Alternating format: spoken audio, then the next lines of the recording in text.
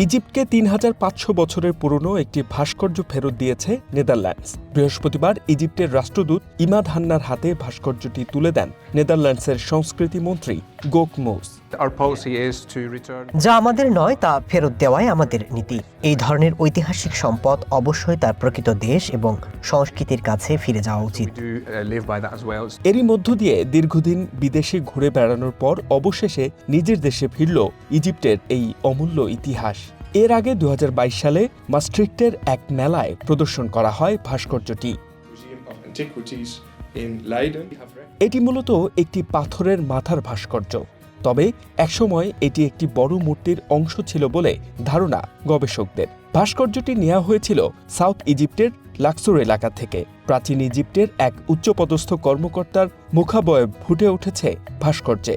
ধারণা করা হচ্ছে ১৪৭৯ থেকে ১৪২৫ খ্রিস্টপূর্বে ফারাও থুতমোস তৃতীয়ের শাসনামলের কর্মকর্তা ছিলেন তিনি। ২০২২ সালে নেদারল্যান্ডসের মাস্ট্রিক্ট শহরের একটি শিল্প মেলায় হঠাৎ সামনে আসে এই ভাস্কর্যটি। পরে ডাচ পুলিশ ও সাংস্কৃতিক ঐতিহ্য বিভাগ এ নিয়ে তদন্ত শুরু করে। অবশেষে ২০২৫ সালে তদন্তে উঠে আসে অবৈধভাবে লুট করা হয়েছিল এটি। ধারণা করা হচ্ছে ২০১১ সালে আরব বসন্তের সময়কার অস্থিরতার মধ্যে ইজিপ্ট থেকে পাচার হয়ে যায় ভাস্কর্যটি।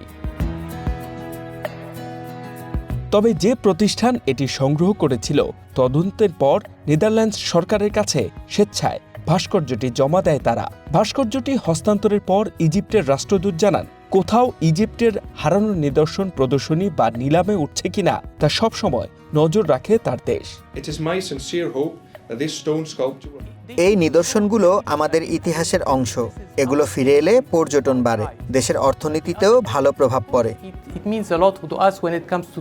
প্রখ্যাত মিশরবিদ্যা বিশেষজ্ঞরা আশা করছেন নেদারল্যান্ডসের এ উদ্যোগ বিভিন্ন দেশে থাকা গুরুত্বপূর্ণ প্রাচীন সামগ্রী ফিরিয়ে দেওয়ার দাবিকে আরও জোরদার করবে।